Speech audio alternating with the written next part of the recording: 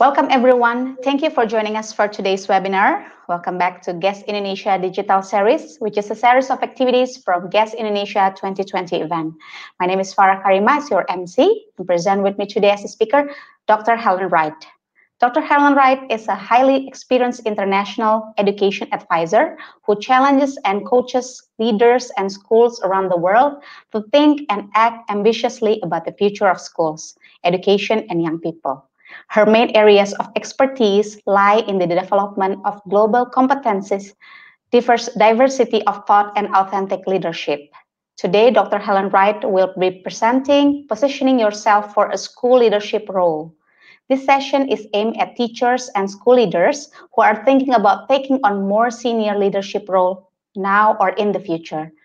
And based on Dr. Helen Wright's experience over several years with LSC Education as a recruiter of school leaders globally, the session will explore about why it is so important to find the right leadership role and how to find the right role and how applicants for leadership roles can position themselves effectively for a successful application.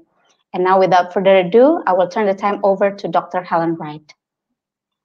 Thank you very much indeed, Farah. Thank you. And it's a real pleasure to be here. I'm delighted to be here. I wish I was here in person with you.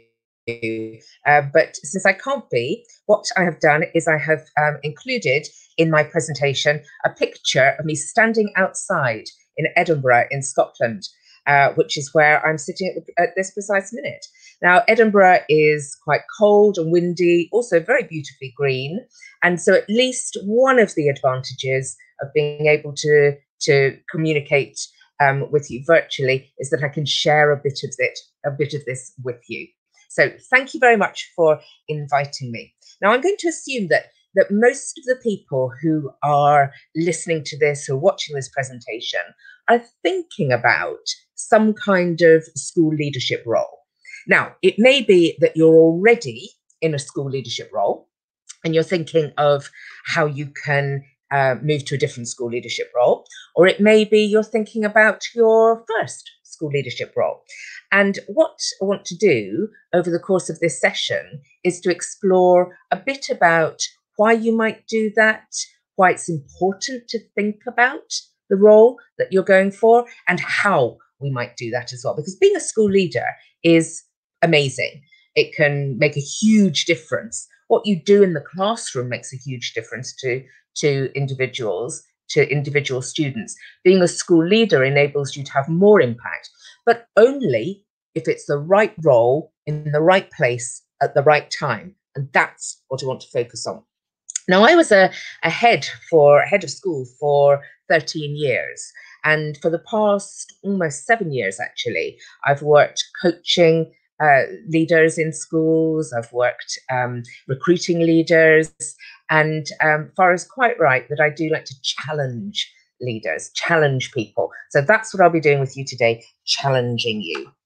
So let us have a look at what it is that we're going to be going through today. It's got 3 sections, this presentation. The first one, why it's so important to find the right leadership role. Then secondly, we're going to look at how to find the right role, how you go about doing it. And then thirdly, we'll look at how you, if you're applying for a leadership role, can position yourselves really effectively so that you can have a successful application. Because it's no good you knowing that you're good for a role if you can't communicate that.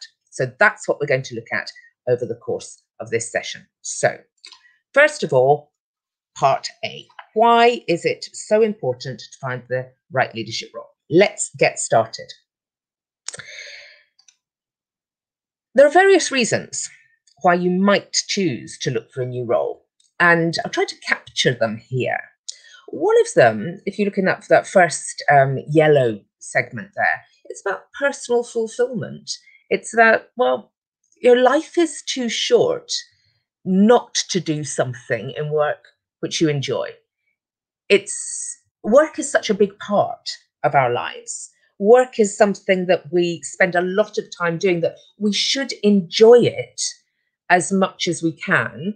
And therefore, that means choosing a role in which we feel personally fulfilled.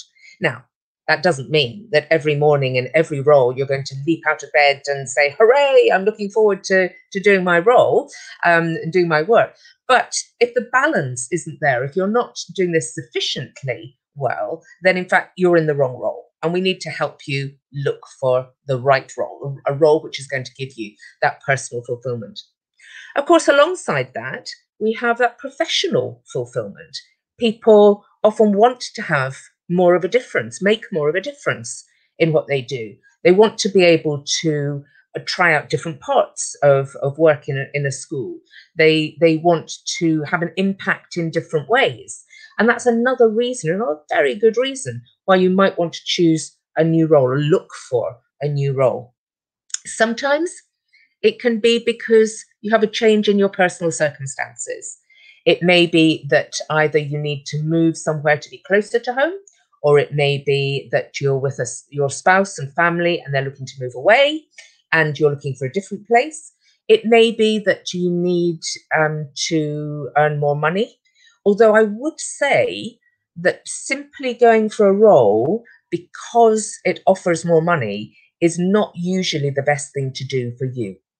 If it doesn't fulfill you professionally, if it doesn't fulfill you personally, then no amount of money is going to make up for that. Now, I know we have to be very pragmatic here, but money should not be the driver in what we do, because any role in education and any leadership role in education is going to be hard. And if you're not prepared for that, if you don't enjoy that, then it's going to make it very difficult for you. But it can be a good driver. That's why it's important to look for a new role, that change in personal circumstances. Sometimes it's just time for a change. Sometimes it's time that you've been doing the same thing and you've been doing it very well for a period of time.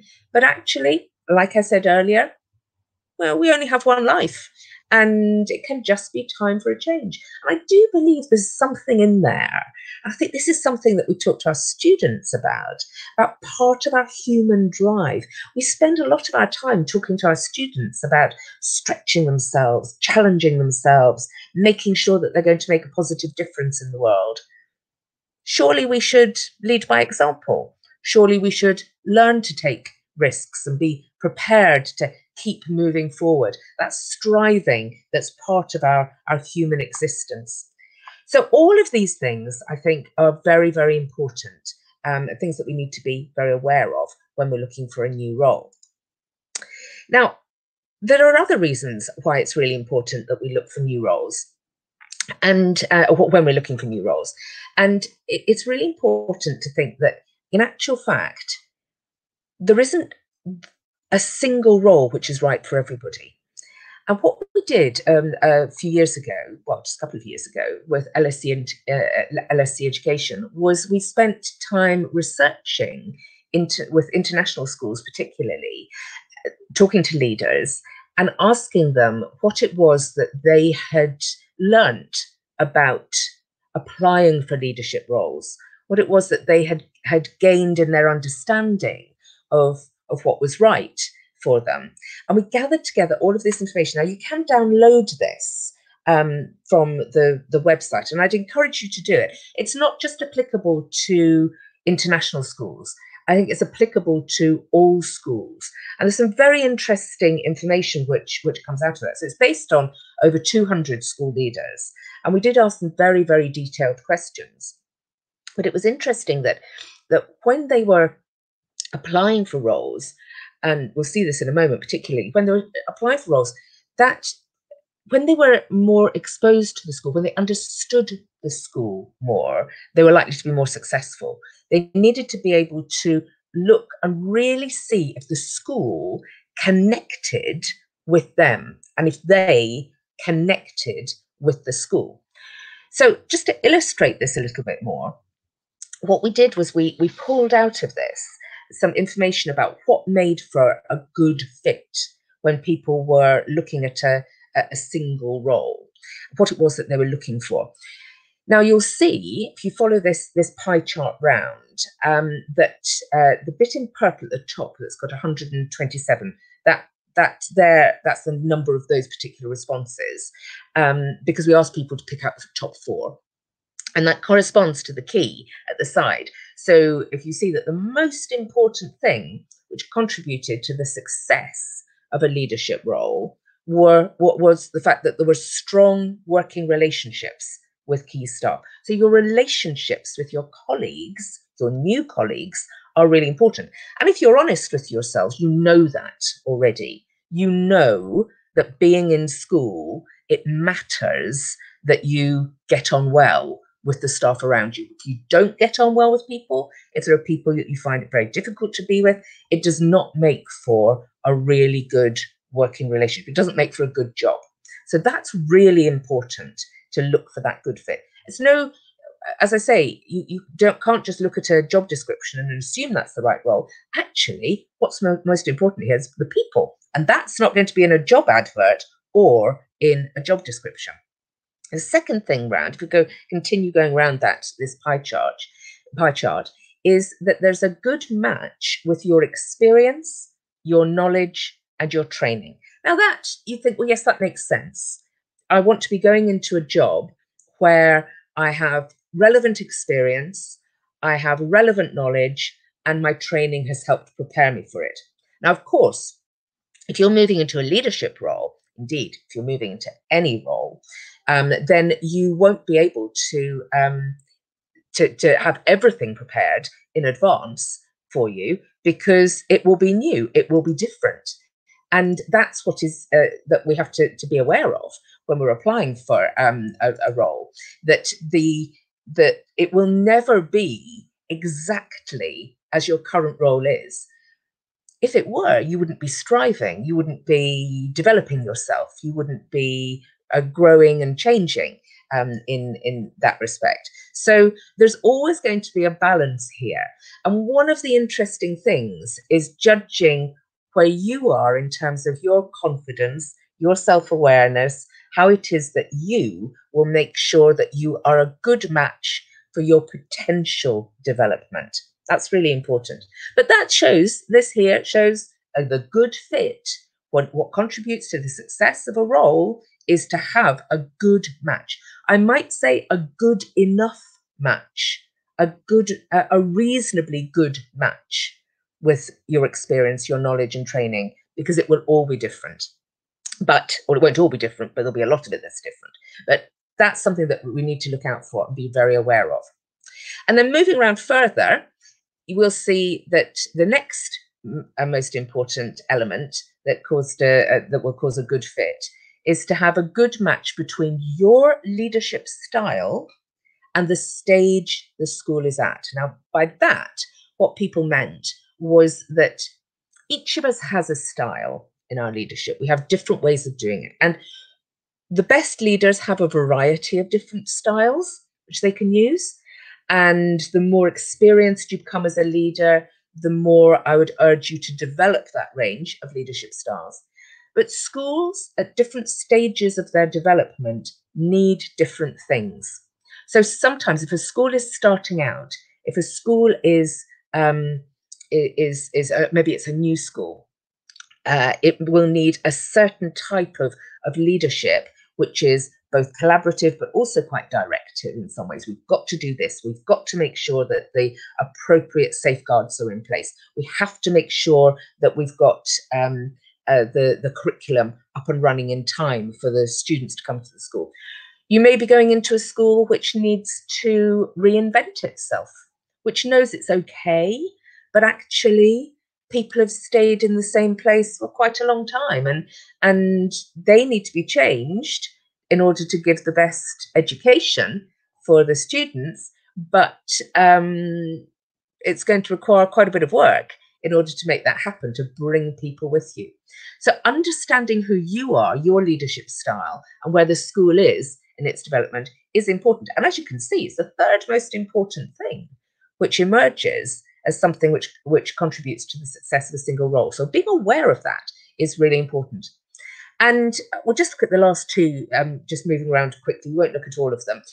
But the next one is about making sure there's a good match of values between you and the school.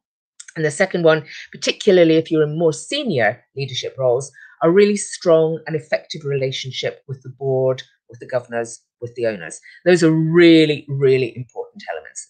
So I think you see from that looking at what makes for a successful role is actually part of your journey towards choosing a role. The more you can be aware of it, the more likely it is you're going to have that personal fulfillment, that professional fulfillment, etc., and all of those different elements. So we're starting really to dig down into this and use the research of others to help us understand what works. Of course, it can go wrong. And this is something that we have to be aware of, particularly if you're more senior in leadership. So with the same research, we looked at the poor fit, the bad fit, what didn't work, and what were the four most important elements in roles which turned out to be unsuccessful. And the first of those was something which lands fairly and squarely in the feet of the board and governors and owners of the school, which was about micromanagement. If there isn't an appropriate level of trust, an appropriate relationship between the board and the senior team, the principal and the senior team, then it makes it difficult for those people, the leaders, to be able to do their jobs. Exactly the same applies at every layer of school leadership. If the people in the leadership role above you are trying to micromanage, trying to manage everything you're doing, you don't have the autonomy to be able to work well and do your job. Now, I'm not saying that every leadership role should be something in which you can just do what you want to do. Yeah, it doesn't work like that. We're working together in a school. But people need to have sufficient autonomy to be able to make this work effectively for them. So that, as you can see, is the most significant element that people reported in the research that led to a role being unsuccessful, an unhappy role, a role which maybe didn't last as long as it could have done. Moving round, again, when we go to that bit in orange, the segment in orange, there's a lack of clarity from board, governors and owners, which leads to an unsuccessful role. If you don't know, as an individual leader, what it is that you're supposed to be doing, it's hard to do it. Now, I would say in that's not all down to the board or the governors or the owners. That's actually about you making sure that you, as a potential leader, have clarity around what it is that's expected of you. I think we're picking up a bit of a theme here about what happens when there's a poor fit, because the next one round is about a lack of relationship with the board, the governors, the owners, or you can apply this to any leadership level. So if the leaders above you don't have a relationship with you, if they're not clear, and or if they micromanage you, it's not going to work. So being aware of that in advance is really, really important. And you'll see as well, we talked about values in the good fit. It's really important to have a good match of values. Similarly, if there's a poor fit, it's likely that there's a mismatch of values there as well. So these are all just insights into why it's so important to look for the right role, because it has a major impact on you. But it is possible to look and delve deeply into what that might be. And I hope that already you're getting the sense that I'm not going to say to you, oh, you see a job, apply for it and it'll be fine. No, there's a lot more work that needs to be done in order to go down deeply into what it is that will suit you in the role. So how do you find the right role? What is it that you're actually going to do in order to make this happen? Well, again, from this research, a couple of really interesting things come out. So this is a table which we selected about what kind of research leaders undertake before and after applying for a role. So what it is. Now, the bits about before applying for a role are the bits in blue there. And then there are bits after applying for the role, and then the green bits are bits that they wouldn't do. I would always say do everything find out as much as you possibly can. And I can understand that some people would, after they've applied for the role, would do some further research. I would probably suggest that it's a good idea to, as much as possible, before you apply, rather than just waiting till after you'd applied, in order to get the best understanding whether this is a role you should be applying for. Just because the school name is there, just because it's convenient, just because all of that is there and seems to be suggesting that this is the right role, the right leadership role for you to move into, doesn't mean that it is.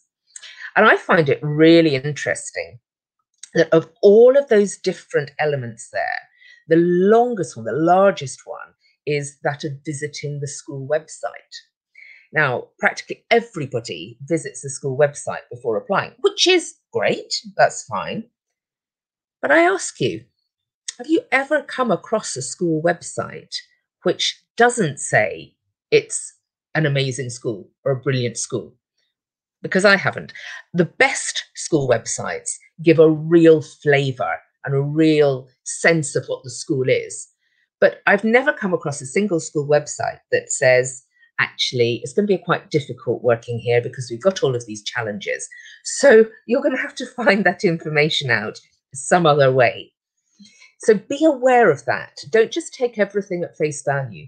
If you're going to be finding things out, you should certainly be searching on Google or searching on some kind of web browser. Certainly look at the candidate pack, the job description. Definitely look at inspection reports. Ask advice from other people who you know, insights into it. I think that that's a really good way to find out a little bit more about what's going on. But remember, they are only their opinions. Similarly, search on social media, find out what's being said and what's being said by pupils and former pupils. And if the job search is being done by recruitment consultants, then definitely ask advice from them, because they are independent and they're there to try and help get a really good match.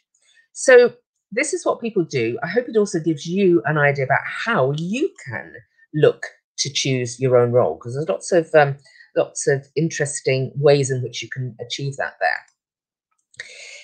And it was fascinating doing the research, because we saw that almost how people decided, they started off almost with their head, and then they moved to their heart.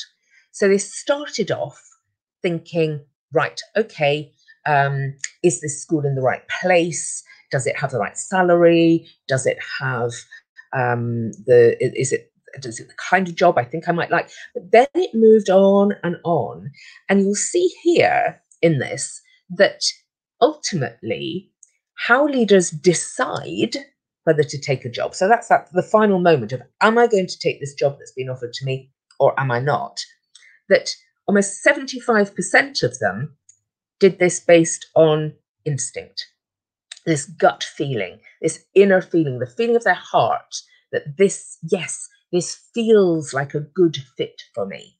And then there are other elements. Of course, it needs to meet your criteria. It's about if your family approves, if you see the move as part of a planned career map, and also if you've had particular advice, all of those as well. But that almost 75% of that feeling, which is why if you're going to feed that feeling, then you need to know as much about the school as you possibly can, and not just what's on paper, but what it feels like to be there. And this shows it so clearly about what happens when you don't do that, or when you do that. So you see that on this graph, we're measuring the percentage of roles that were successful compared to the amount of time and exposure, real exposure to school life during the recruitment process, comparing both of those. And it's a very clear equation.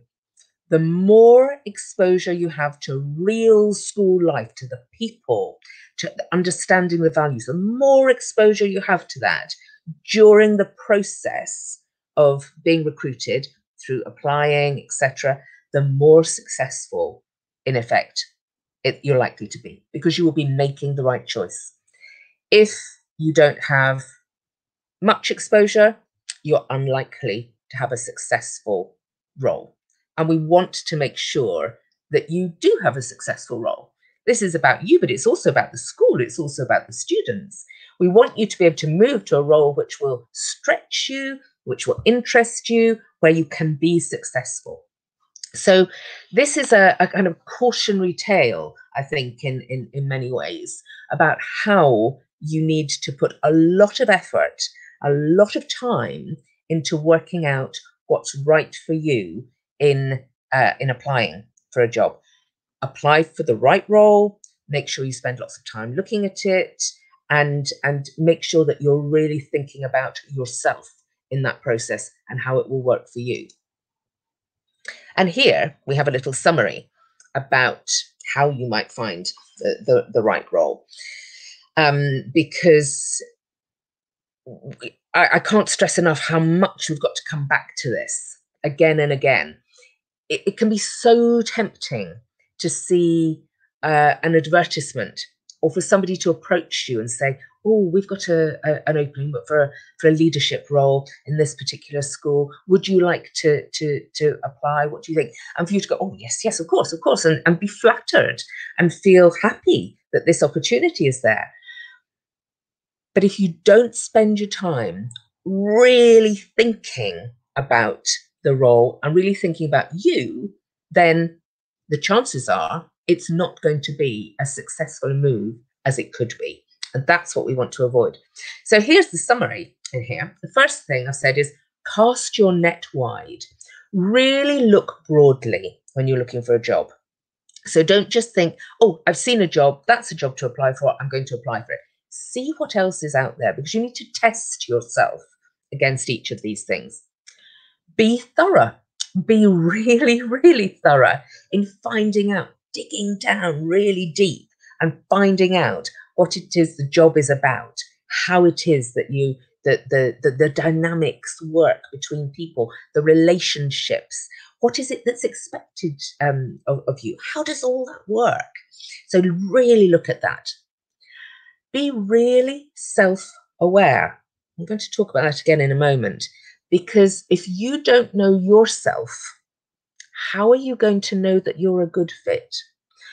I would seriously consider doing some psychometric tests. I mean, I love particularly the Thomas International Personal Profile Analysis, because that's about work behaviours, and it's a short exercise that you do. It gives you the information and lots of detail, and I think it's a great investment. I often recommend it to people because it teaches you about, or it shows you what it is that you do and do well. It shows you where your areas for development are in terms of your work. It helps you to understand, in this context, what kind of role is really good for you. So be really focusing on that. Then the fourth one here, be realistic. And that comes with being self-aware. But we can all sit in the staff room at times and say, oh, I'm sure I could run this school better than the current leaders. I'm sure I could do it better. But actually, when it gets to it, do you really want to do the kind of job that they're doing that needs to be done? Do you have all of the skills yet that you need to develop? What is it you need to do in order to grow and change and become the best at that kind of role? So part of that is about preparing smartly. And that you can prepare a long time in advance by developing your skills and building yourself up to it. Certainly prepare in terms of your understanding of yourself and what it is that suits you, making sure that you're really looking out and understanding the landscape and what it is that's going on and what other schools there are. So really think about all of those different elements. And my final point is keep reflecting, keep thinking, is this the right school? Is this the right role? Is this what I want to do? Will I be able to do this well? How will this work for me? What else can I find out? All of those different questions we want to make sure that you're really working on. Right, so we've looked at those two sections. Let's now have a look at part C. How can you position yourself effectively? How can you do it? How are you going to make sure that you have a successful application? Well, I do want to talk just a little bit here about coaching or mentoring to help you. This is part of this preparing smartly and being self-aware. Just to be clear, when we're talking about coaching, we're talking about mentoring, there is a difference between the two. Coaching is helping you through questioning. It's helping you understand who you are and what you can do well, and will typically be done by a trained coach. Mentoring is much more about somebody who's perhaps more senior, either in your organization, another organization, already a school leader, who can help you understand a bit more of what the role of a leader will involve. And I think both are really important. Build a group of mentors around you, or at least a few mentors if you haven't already got them. Ask people who are more senior in leaders, what it is that they would recommend you do to prepare to be a leader. Ask them for their advice, for their opinions, for their insights. In coaching is about you and you developing into the leader who you can be, because you will be a unique leader. Everybody is unique as a leader. I think I said right at the beginning, though, that you will have or near the beginning, you have a certain leadership style, but the more you go on, the more experienced you are, the more you'll have a variety of different styles which you can apply in different circumstances. But that coaching helps you explore that and bring that out. Is it for you? Well, I think coaching is for everybody, which is why I trained as a coach, because I think it's really important. I actually think all school leaders should be coached. I valued coaching myself when I had it, and I really enjoy working with coachees. And we have a number of coaches with LSC, and we work with school leaders to help support them and grow them. So coaching is for everybody. Coaching is about, it will challenge you. It will help you really dig down inside. It will bring out some of the assumptions you might make about yourself and challenge those. But it will help you become much more robust in that. That's why it's so important. What does it look like in practice? Well, it's what you make of it. So coaching might typically be once a month for a number of months, or there might be some more intensive career coaching for a time.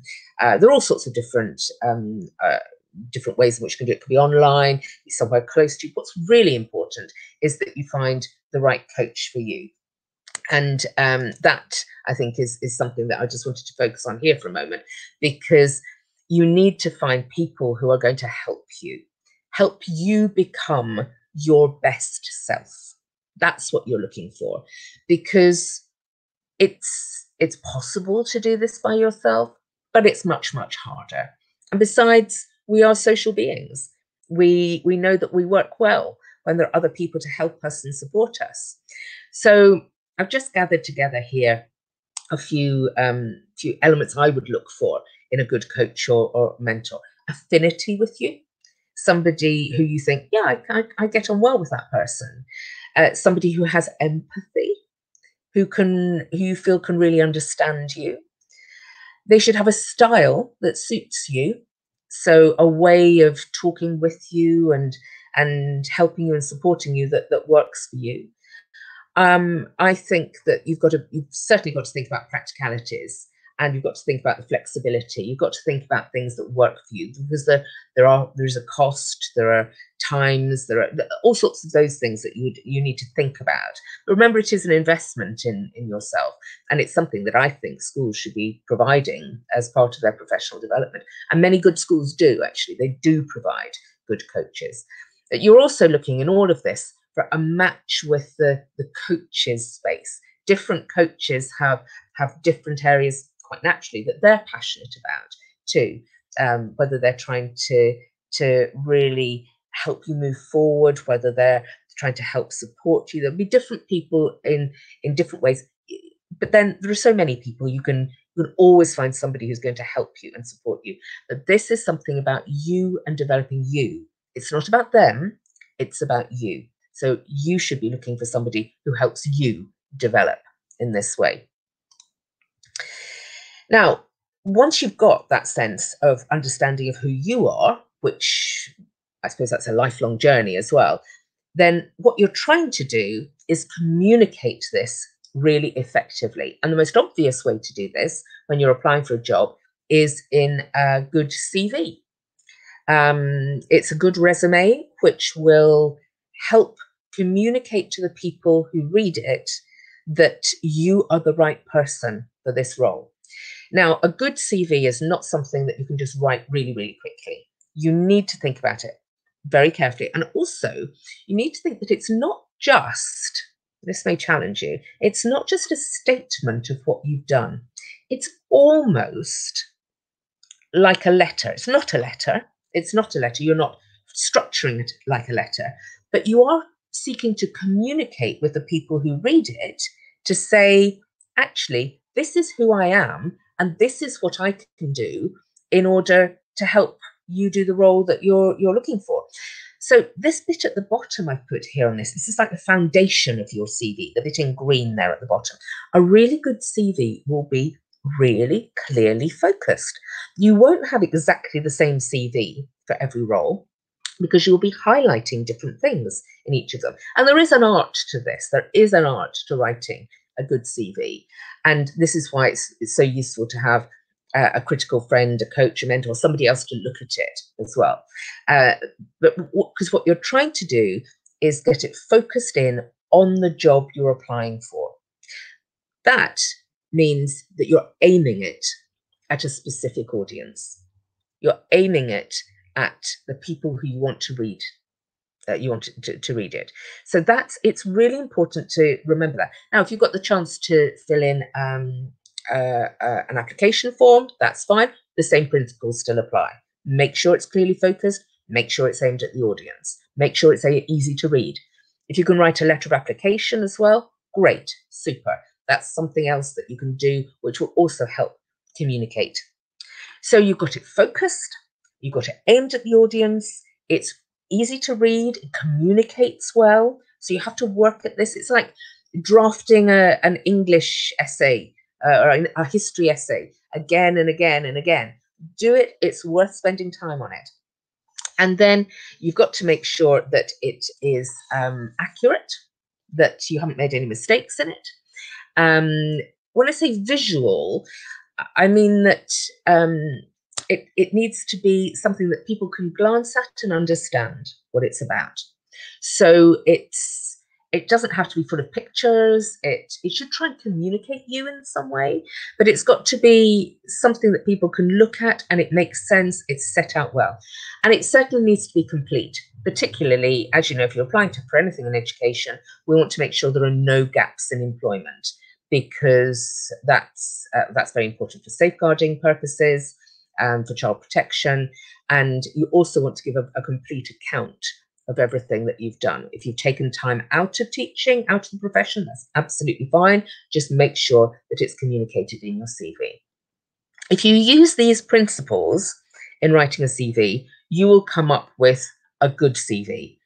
To make it a really good CV, let other people look at it, be critical about it, and help you shape it so that you get all these different elements in here correctly. Now, we're approaching the end of this session, and I just wanted to really summarize here how you can stand out as an applicant. So we've talked about you understanding yourself. We talked about you exploring and researching the job, all of those. So you have all of that behind you, then it comes to this point where you're communicating well with your CV, and you are able to say, look, I am the person for this role. I know I am because I've done my research. I understand, it makes sense. I've done all of this. I'm here. I am going to communicate really carefully in my CV and also in my interview, writing and speaking. I'm going to really craft my application to make sure it's absolutely spot on and really matches the criteria, the job that really needs to be done. I'm going to make sure that I'm connecting with people that in writing and in speech, that I'm understanding and not just communicating out the way, but I'm actually connecting, I'm listening carefully. I'm going to use a critical friend if I want to do this well, because I want somebody to help me in this. And then my final point there, that little bit in red, goes back to the bit, and I call it polish your antennae. It's almost like you're imagining that you're just all the time, just checking out, is this the role for me? Will I be successful? Do I match do my values match? Does my leadership style match? Now, in terms of developing yourself as a leader, it's a lifelong journey. It's a great journey. It's a lifelong journey. So keep doing it. There is no such thing as a perfect leader. Absolutely no such thing. But there are people who work really hard at being leaders. And I thoroughly enjoyed being a school leader. I thoroughly enjoy supporting people to become school leaders. I think it's a brilliant and amazing job, as I said right at the very beginning. So I would encourage you to do it. And hopefully what you've got from this is a bit more of a sense of how you can go about doing it. So please do keep in touch. I included another photograph of me there in Edinburgh, in front of a lovely wall, maybe halfway around the world in some ways, but it's just so lovely to be able to be here and talking to you. So that's me. I hope you found it a huge amount of use. I'd love to hear about your journeys forward into leadership. And Farah, I'm going to pass back to you. Thank you very much, Dr. Helen Wright. It was a pleasure to have you with us. We hope everyone have learned and enjoyed this amazing presentation. So this concludes the webinar. Thank you for joining us today, and we will see you at the next Guest Indonesia Digital Series. To get a complete information, please contact us at marketing@tarsus.co.id and follow our conference streams for today, 4 to 5 November 2020. Stay tuned and don't miss it.